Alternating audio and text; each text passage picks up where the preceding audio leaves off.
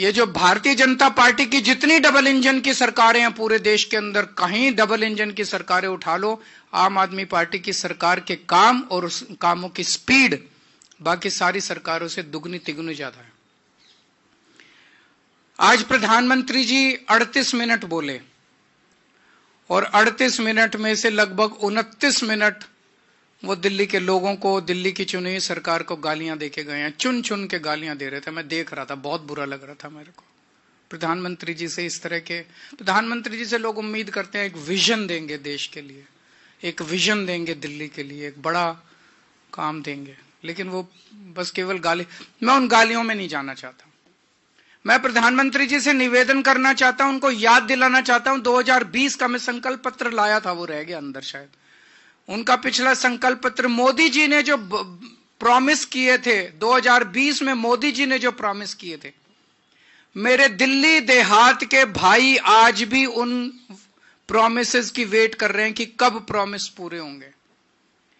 प्रधानमंत्री जी 2020 के चुनाव के पहले प्रॉमिस करके गए थे कि दिल्ली लैंड रिफॉर्म एक्ट की धारा 81 और धारा 33 रद्द की जाएगी। ये केवल और केवल केंद्र सरकार कर सकती है।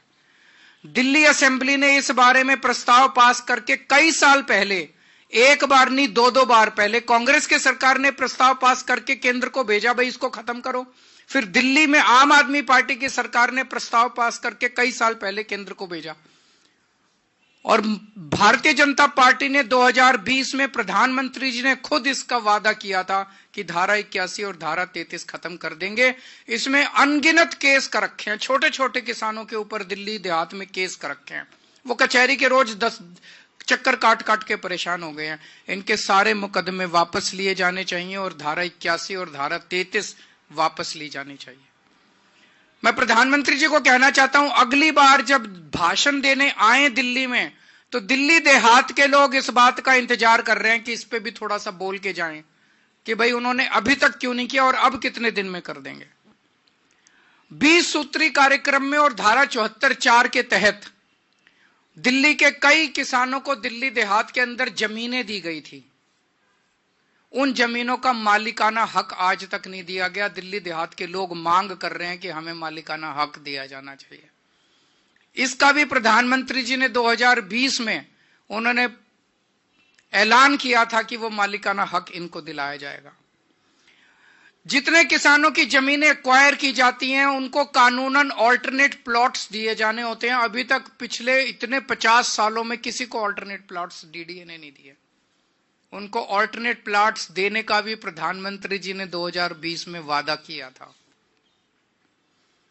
ये जो कुछ मैं कह रहा हूं, आप इनका संकल्प पत्र उठा के देख लो, उसमें सब लिखा हुआ है। और लाल डोरा को एक्सटेंड करने का, उसकी एक्सटेंशन का उन्होंने वादा किया था।